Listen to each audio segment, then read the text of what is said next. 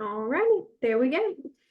So again, good afternoon, everyone. Thank you all very much for joining us for the Regional One Health 2025 Disparity Study Informational Meeting. My name is Hannah Rowell. I am a project manager with Griffin and Strong, and I am the day-to-day contact person for the Regional One Disparity Study. I'm also joined this evening by Michelle Clark Jenkins. If you'd like to introduce yourself, Michelle. Oh, you're on mute.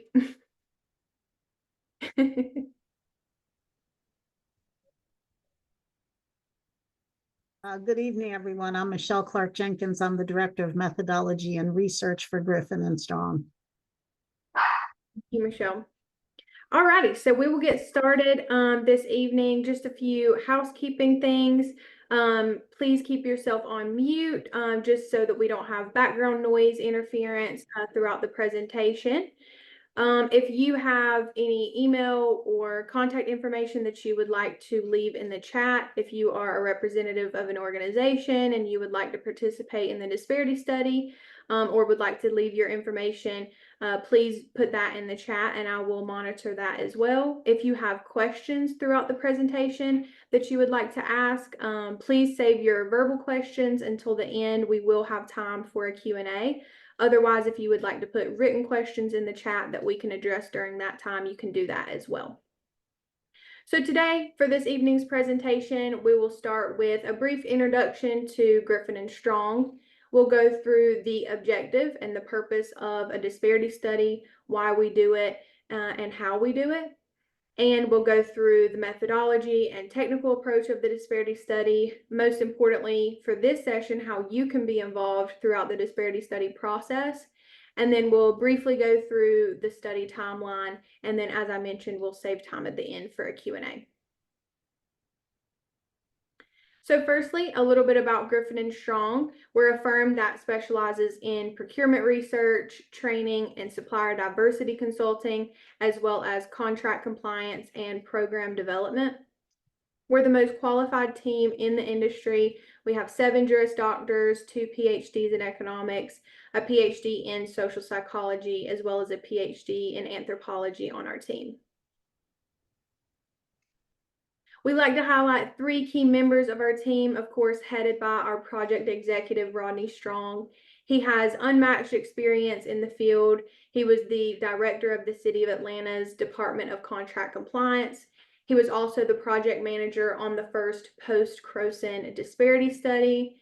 He was also the principal architect of the City of Atlanta's Distinguished Equal Business Opportunity Contracting Program, and he also served as a qualified expert witness in 2 cases as well. We also have our principal investigator, Dr. Vince Egan. He is also one of the foremost expert witnesses nationwide. He's conducted almost, if not over 200 disparity studies and has also successfully defended 6 of those studies as an expert witness. On the data and economics side, we have our senior economist, Dr. Gregory Price. He has 25 years of experience in economic analysis of the disparities of employment. He also works in private sector contracting, lending, and public contracting. And he was also recently named one of the top 40 Black economists in the last 30 years. So we'll get into the objective and the purpose of the disparity study. Firstly, our objective and our scope statement for this disparity study is to determine if there's a disparity between the percentage of qualified small, disadvantaged, minority-owned, and women-owned businesses that are willing and able to provide goods or services to Regional One Health, and the percentage of dollars that Regional One Health spends with such firms. So why do we do disparity studies? Disparity studies are first and foremost creation of the court. So the methodology of a disparity study is kind of dictated by relevant case law that kind of dictated what we do in a disparity study and why we do it. So first we have the Croson case, which I mentioned earlier, the City of Richmond versus J.A. Croson. This was a 1989 court case that ended up with the Supreme Court. The reason that disparity studies come back to this is because this was the first time that the Supreme Court really spoke on disparities, and that disparity studies were going to have to form the factual basis for remedial contracting programs. So it established that there was no longer this general societal discrimination that could form the basis for having a race-based program. It established that it would have strict scrutiny placed on a race-based program. This is the highest level of judicial scrutiny that is placed. We also have the Adarand case, which determined that intermediate scrutiny would be placed on gender-based programs. So out of this, we basically found out that you have to have a factual basis in evidence. So what that means, that's what a disparity study is. Disparity studies form that factual basis in order to have a remedial contracting program. And the way that we do this is we look at the statistical and quantitative measures of disparity throughout our data analysis, and we look and see if we can make inferences of discrimination from those quantitative analyses, and that will tell us if we're able to have race and gender conscious recommendations based off of the disparities that come out of that research. So out of that, we also were told that strict scrutiny has two prongs. So we have to have compelling governmental interest, which means the government has to have an interest in having such a program, a reason for having such a program. And it has to be narrowly tailored in order to remediate whatever disparity it is based off of. So that means that you can't have over or under inclusion of certain study groups and things like that. And you also have to exhaust kind of race and gender neutral remedies before you start turning to race and gender conscious considerations to remedy the disparity. So we'll go into a little bit deeper into the methodology and technical approach. So this is an overview. We will go individually into each of these elements of our disparity study process, but we lay it out like this so you can see all of the elements as they connect with one another. So as I just mentioned, we start with our legal analysis, which forms our kind of historical case law basis for the disparity study itself. We then move into our policies and procedures review, where we look at policy documents. We conduct policy interviews and kind of put together an analysis of policies through that process. We then move into kind of our 5-step data analysis, which really takes up a significant portion of the disparity study process, and is a big reason why disparity studies take quite a long time, about a year, if not some are a year and a half. So we start that process by collecting data from, in this case, Regional One Health. So we'll collect all of that data that we need. We'll get it cleaned up, manipulated, and ready for data analysis. The first bit of data analysis that we do is our relevant market analysis. Again, I'll talk about all of these in greater detail in just a moment. We then go into our utilization and threshold analysis before getting into availability, and then the comparison of utilization and availability, which is our disparity analysis. And then we move into our private sector analysis and anecdotal evidence collection, which kind of support our statistical analysis of disparity. And then finally, we have our final report, which includes our recommendations, and they will be race and gender neutral or race and gender conscious, or in most cases, kind of a mix of both.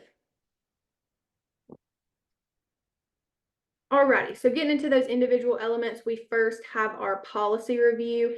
As I mentioned, this is a thorough review of Regional One Health's purchasing policies, as well as it being conducted alongside staff interviews.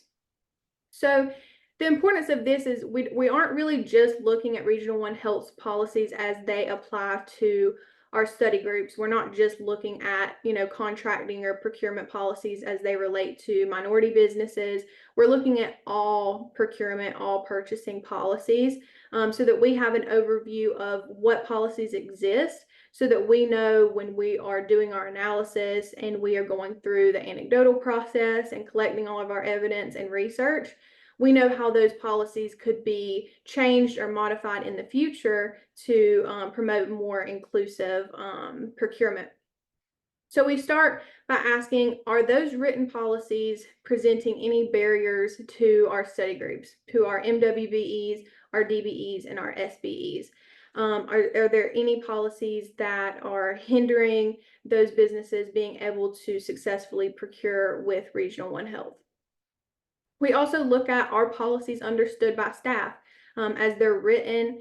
Is that understood by everyone, or is there kind of a discrepancy or maybe a difference in how a policy is written versus how it might be understood and implemented in practice? And then, of course, that's where our recommendations come in afterwards. After we've reviewed all of the policies, we can see how we can, make recommendations to change those policies so that they're more inclusive and better for these minority, women, disadvantaged, and small businesses.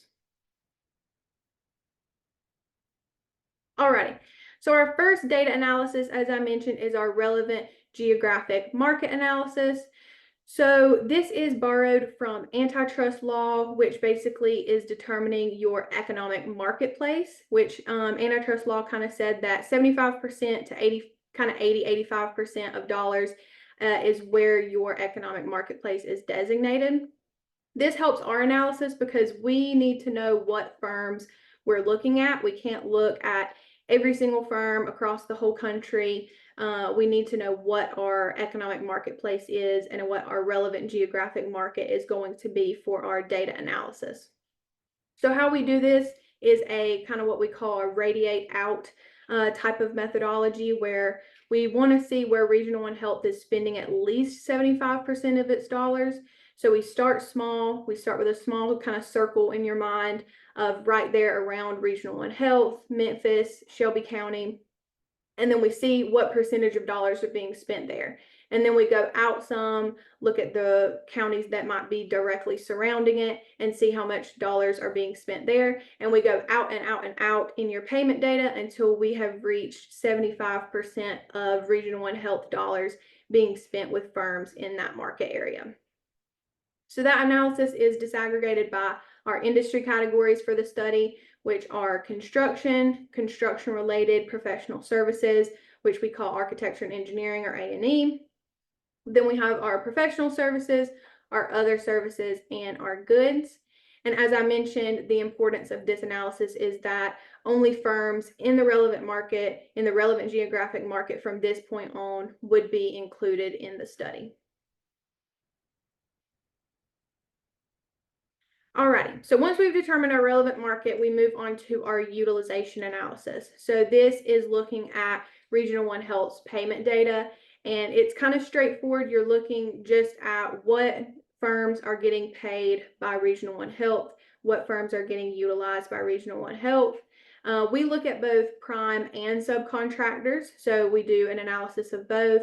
Of course, looking directly at prime contractors that are getting paid directly from Regional One Health, as well as subcontractors who are getting paid by those primes working with Regional One Health. The analysis is disaggregated by year, work category, and of course race, gender, and ethnic status of each of our study groups.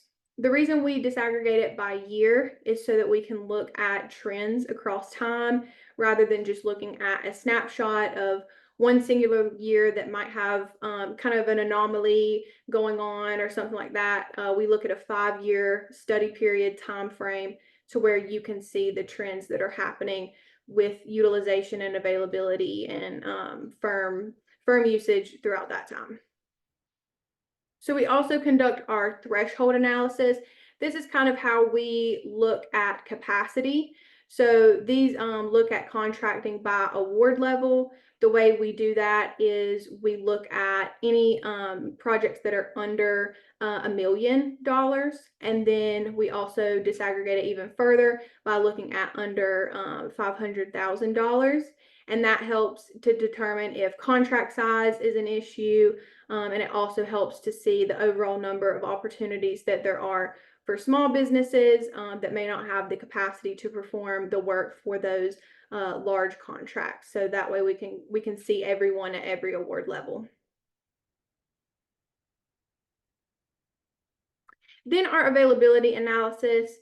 So we first start with what we call our list-based approach. This is where we look at bidders, vendors, awardees, payees, certified MWBEs, DBEs, and SBEs, as well as our third-party lists from cities, counties, and states vendor lists. So the way we do this is utilization has already accounted for the firms that are being paid, that are being utilized by Regional One Health. So now we want to look at what firms are out there, what firms are available for Regional One Health to procure with in the first place. So in order to do this, we need to see who is willing, ready, and able in that relevant geographic marketplace to do work with Regional One Health. We do this by looking at who are on these lists directly with with Regional One Health. So that's your bidders and your vendors. We look at anyone who has been awarded a contract with Regional One Health, who has been paid by Regional One Health, who's bid on a project for Regional One Health, as well as any third-party lists. So anybody who has expressed interest in some way of being ready, willing, and able to do work with Regional One Health is who is going to build up that availability list of firms for the study. We also do an additional analysis where we look at Dun & Bradstreet data with NAICS codes, and that's just an additional analysis to our typical list-based approach. Dun & Bradstreet has a lot of information. It's a huge repository of vendor data and vendor information. We use it as a complementary analysis because it can kind of undercount minority firms, women-owned firms. So it's a way to complement our list-based approach, which is our analysis first and foremost for availability. Alrighty, and then our disparity analysis is just a comparison of the two processes that I just previously discussed, comparing the availability of firms in the marketplace versus the utilization of firms by Regional One Health. And this forms what we kind of call our simple disparity, which is our disparity index. And that's broken down for each race, gender, ethnicity group. And it's also disaggregated by the 5 different industry categories, which we spoke about as well, so that you can see the disparity indices as it is indicated and analyzed over time for each of those specific race, gender, and ethnic groups, and broken down even further into the individual industry categories. We also perform our statistical significance test. That takes what we call our simple disparity a step further to make sure to see if it's statistically significant. So you might have the case where you have underutilization as your disparity. You might have where 9% of your firms were available, but only 8% were utilized. So that might be underutilization, but that likely wouldn't be statistically significant because it's not a large number. So if it were the case where you had 10% availability of African-American construction firms, but only 2% utilization of African-American construction firms, then that, of course, would show itself as a statistically significant disparity analysis. And then we also conduct our regression analysis.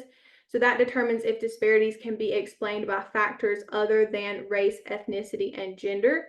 So the way we do that is we control for and equalize all race and gender neutral characteristics of firms, such as how old the firm is, the firm revenue, how long it's been open, all of these factors that are neutral to the race and gender or ethnicity of the firm owner. And so when we control all of those things, if we still have a disparity left, even after controlling for the race and gender neutral factors, then that's telling us that it is the race and ethnicity and or gender of the firm owner that is driving that disparity. It's not being driven kind of by these underlying factors that are not conscious of the race and gender of the firm owner. Next slide, please.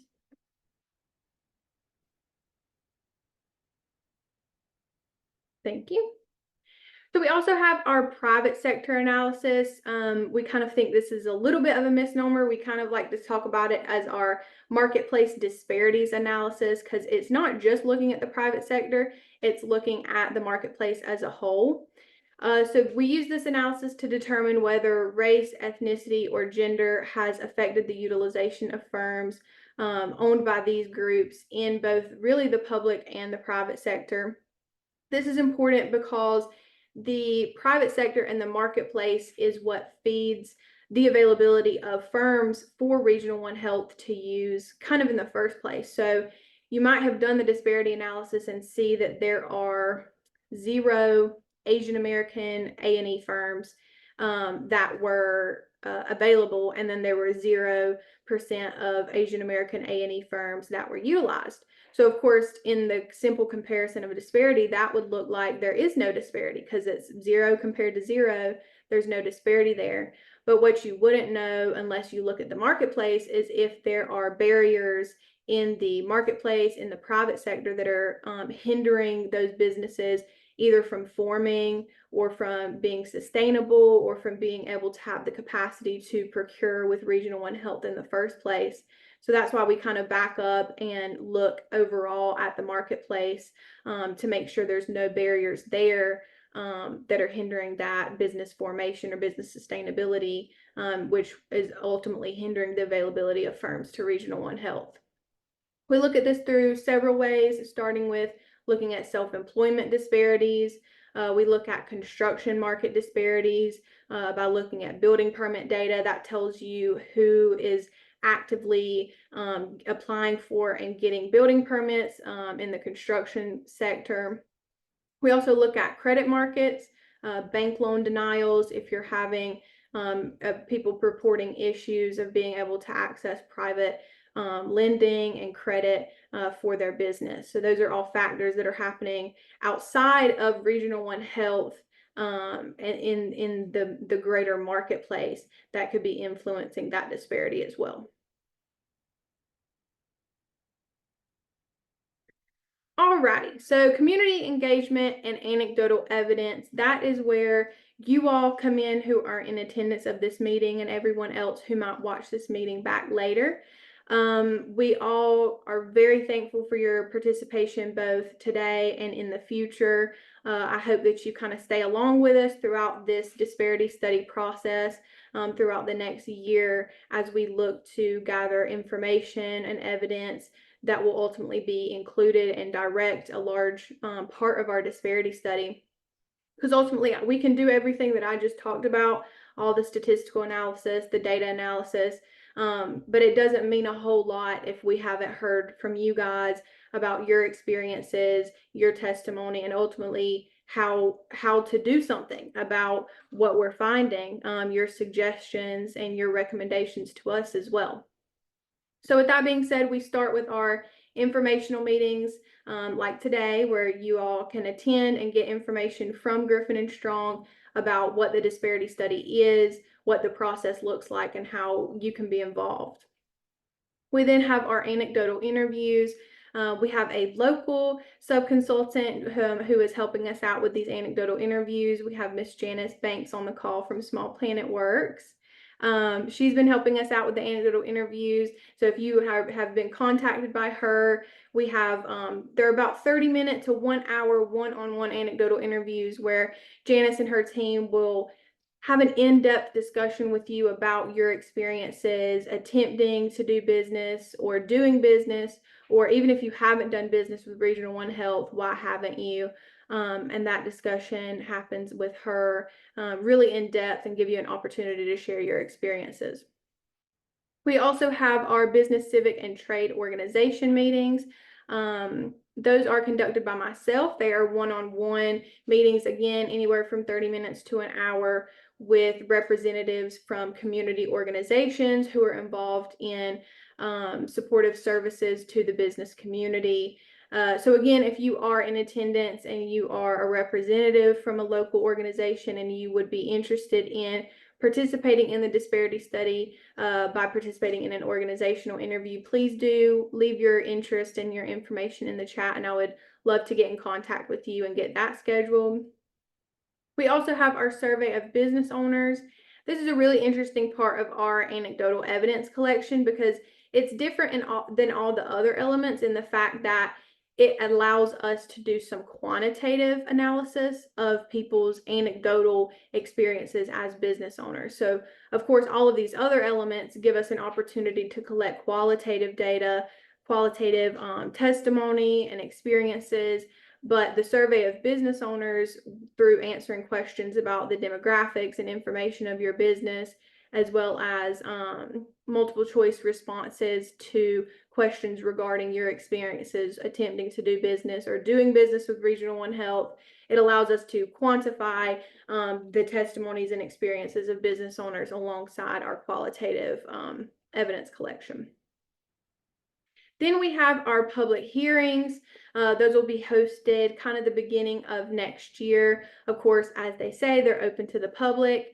That's kind of the opposite of this meeting. It's where it will be focused on what you have to say as community members, business owners, those who have, again, attempted to do business with Regional One Health, have done business with Regional One Health, or if you haven't, what has your experience been of why haven't you? So those public hearings, Griffin and Strong will present a very short presentation and then sit back and let you guys take the reins and let us know what your experiences have been.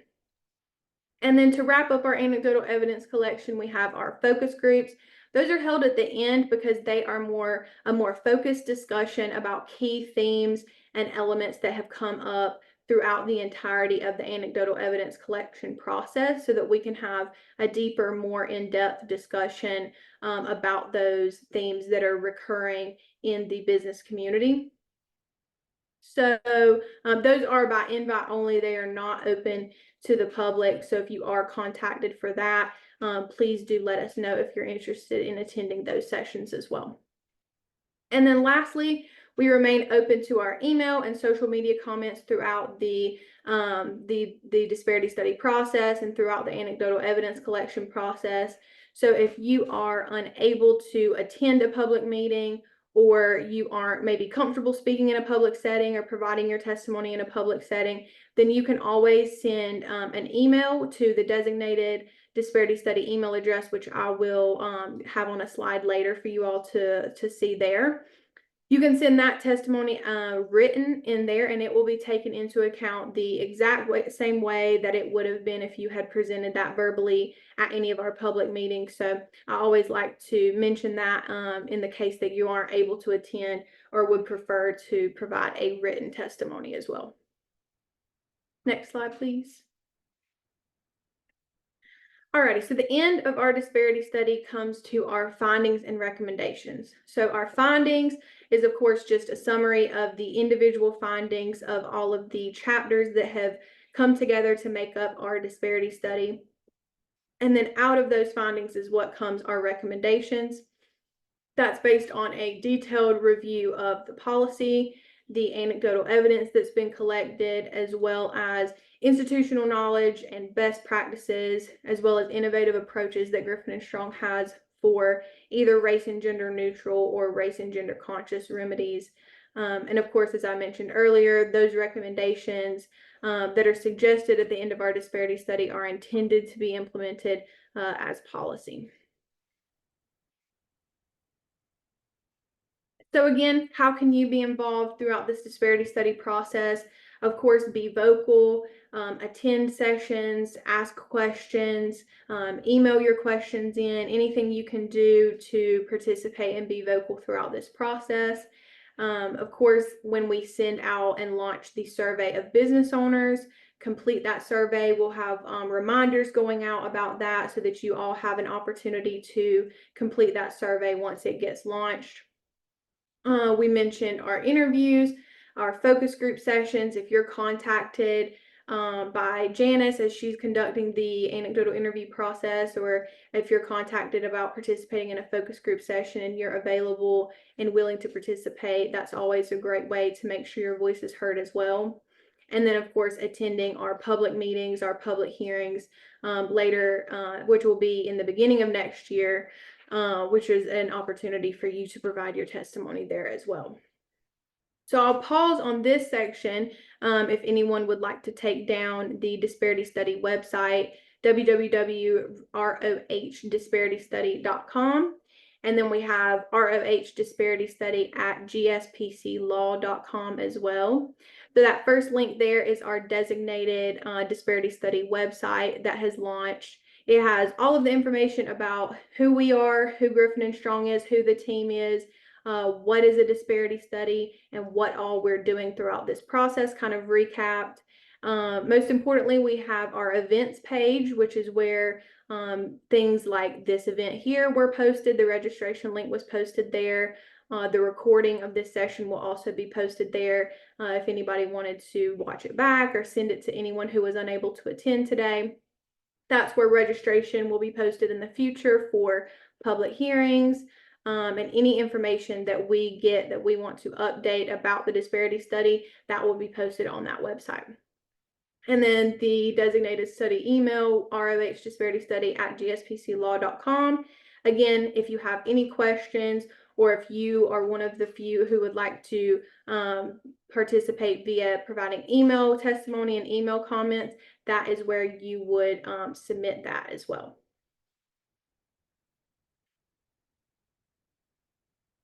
Alrighty, so looking at an overview of the study projected timeline, we're working on a 1-year study from the summer of this year to the summer of 2025.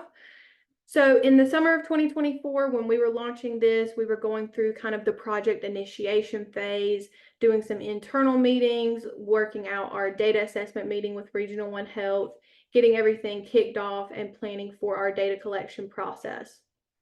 So now we're in fall of 2024. We are conducting our policy review. Of course, we're hosting our informational meeting today. We've launched the website and have provided that as a resource for you all today as well. We're conducting our case law review, doing that historical case law based analysis as well. We're going to be finishing up our data collection soon, and we've already started our anecdotal interviews. And then coming up on the winter of 2024, going into 2025, we will launch that survey of business owners. We'll complete our anecdotal interviews and start working on our public hearings and our focus group sessions. We will prepare all of our databases so that we can start our data analysis, and then we'll start our anecdotal and private sector analysis during that time frame as well. And then in the spring of 2025 is when we're starting to wrap up all of our analysis, our data analysis, completing our anecdotal analysis, as well as private sector analysis, looking at those marketplace disparities. And then finally putting together our findings from our disparity study research, as well as the recommendations that we have that come out of all of our individual analysis. And then finally, in summer of 2025 is when we will draft the final report. We'll have Regional One Health review the report, and of course, if there are any presentations that Regional One Health would like done, then those will be held at that time as well.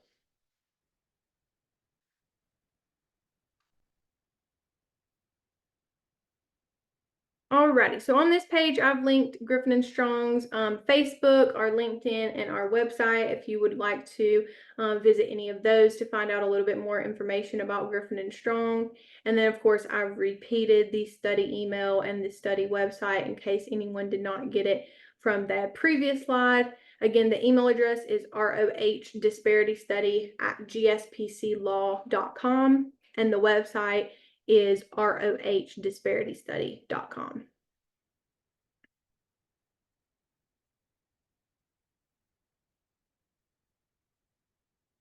Okay, so that's all that we have for you today. That comes to the end of our presentation. So now we can open it up to everyone who has attended today. Again, we're thankful for all of you. So if you have any questions you would like to ask about the disparity study process or anything else, please feel free to go ahead.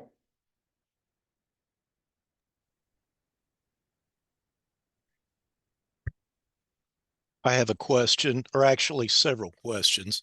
My name is David Sink. I'm the Executive Director of the Mechanical Contractors Association of Memphis.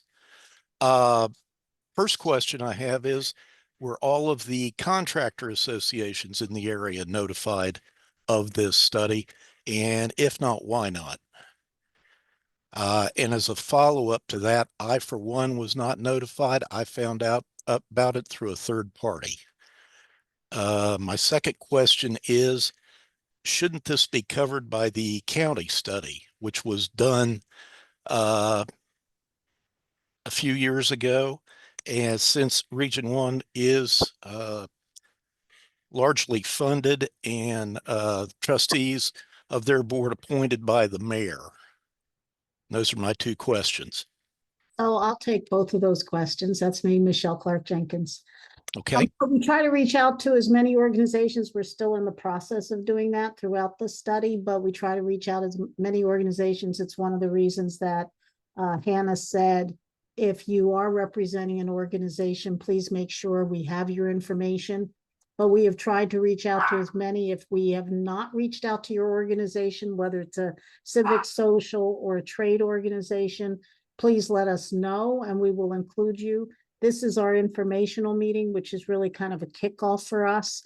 We'll be doing the remaining of the sessions. We'll be actually gathering anecdotal evidence. So our focus groups, our individual interviews, the public hearings which will come up are all public. So we do want to get and reach out to as many organizations as we can, because that's the way we kind of try and get as much community involvement as and trade involvement as well is through the organization. So our initial outreach were through the data sources that we already had. And then we also tried to reach out to the organizations that we are aware of. So please, if you do represent an organization, please put it in the chat room.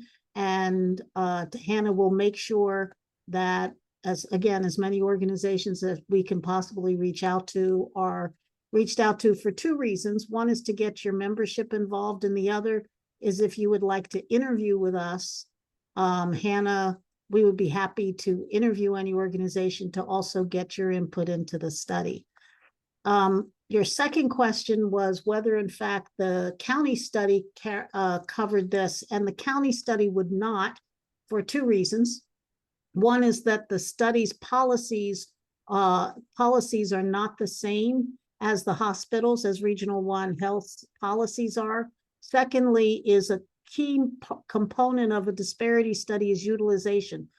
Who have you spent your dollars with? And so the spend from Regional Health 1 was not included in the county study. Only direct payments that would have been paid to county departments were included in the utilization. So, and probably there may be a little difference in the availability. That's probably less the issue than the fact that utilization, which is one part of the calculation of a disparity, is who did you make payments to? They are not from the same sources. I hope that answered your questions. Sort of, thank you. I'm happy to fully answer them if you have a follow-up. No, that'll do for now. Thank you very much. Welcome.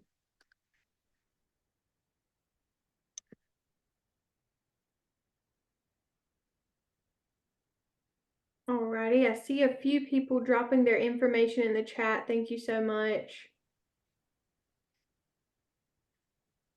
If you have any questions and you're unable to unmute and you'd still like to ask your question, please feel free to put those in the chat as well, and I can monitor them there.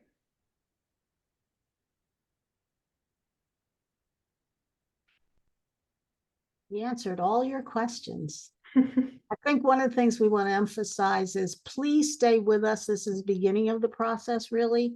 And we're happy that all of you came out to hear about this study, but we really do need, as we go through, if you are contacted for one of the randomly selected interviews, if you are, monitor our website, and Hannah, if you could put the website in the chat room. For the public hearing dates, we need you to go on the record with your opinions. As Hannah said, one of the ways that helps us, so when we do the statistical analysis and find out whether we see disparities or not, At the end of that, we're looking at numbers and we're looking at dollars and cents and statistics. So one of the things we're charged with is to make certain policy recommendations, like what should we do given whatever the disparities or lack of disparities show. And so one of the ways that we know that is from you who are most affected, which is the business community in and around the regional one health area. So we need to hear from you about your experiences doing business, because that's one of the things, in a lot of ways, these disparity studies are really procurement studies. They help to figure out where there may be inefficiencies in the procurement process, which may in fact create kind of a blockade to full participation of all members in your community. So we do really need your input. We do have a lot of institutional knowledge. We know best practices. We can look at the policies on their face, but at the end of the day, we really need your experiences. And even if you hear someone else say something, if you're in one of the meetings and somebody says, well, that's what I was going to say, please say it again, because it's important for us to know that it's not, one person's opinion or one person's experience, but if many of you have had kind of the same experiences, please let us know that. We're also soliciting, as we go forward, both positive comments as well as areas of concern.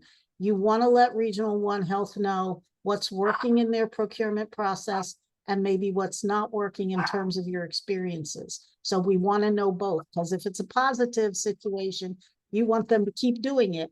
And so this isn't about, just, having gripes. This is about how do we help Regional One have a better and more efficient procurement process.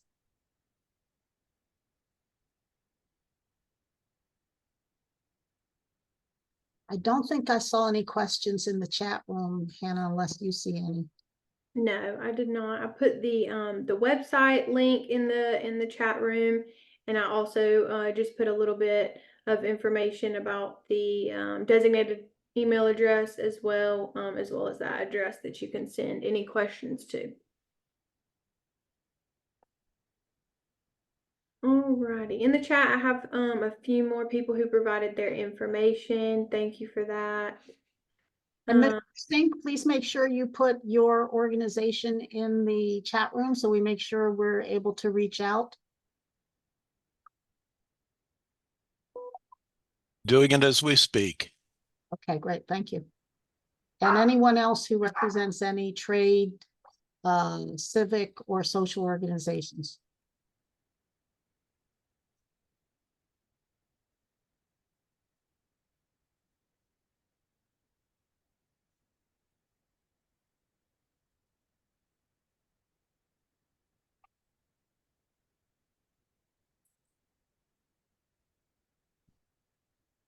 Okay, Hannah, I'll turn it back to you.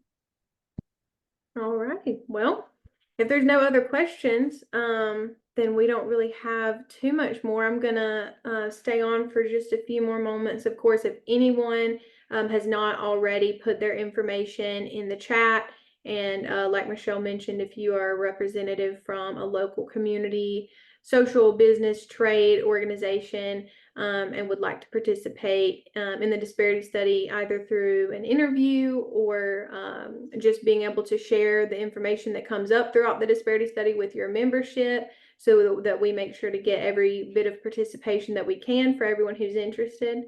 I'll just stay on if anybody can put the rest of their information in the chat. But otherwise, we have presented all of our information to you guys today. Again, I can't thank you all enough for joining us this evening and giving us the opportunity to present to you all. And other than that, I just thank you for your participation. I'll look forward to seeing all of you again throughout this disparity study process. If you have any questions that come up after you've logged off of this meeting that you'd still like to ask, of course, please contact us via email.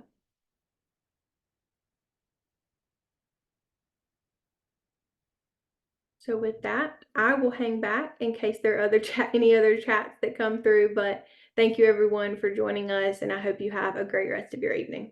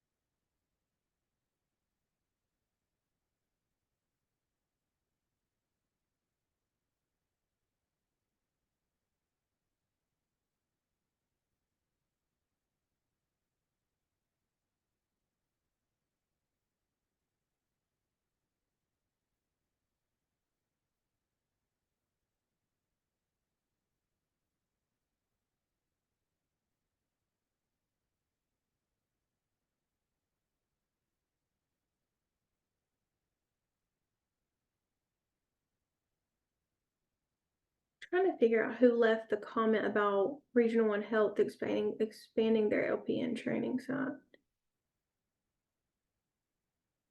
Because I know Adrian King, that's Trust Marketing, our sub consultant that we're working with. So, but maybe. I'm sorry, I was looking at the one about Regional One needing to expand LPN. And I Right. think it's Heal Tech Institute of Memphis, and there is a, Oh yes. Okay, I couldn't see the full thing. right, okay. Okay, yeah. So I still have their information. Okay, perfect. So there, yeah, the email is up there. You're right. Oh, that's a website, okay. Well, I'll be able to find a contact from somebody. Alrighty. It looks like we've gotten any information in for everyone who wanted to add it. So thank you all. I hope you all have a great evening. And please contact us via email or check the Disparity Study website and let us know if you have any questions or would like to get in contact with us. But thank you, everyone. Have a great evening. Thank you, bye. Bye-bye.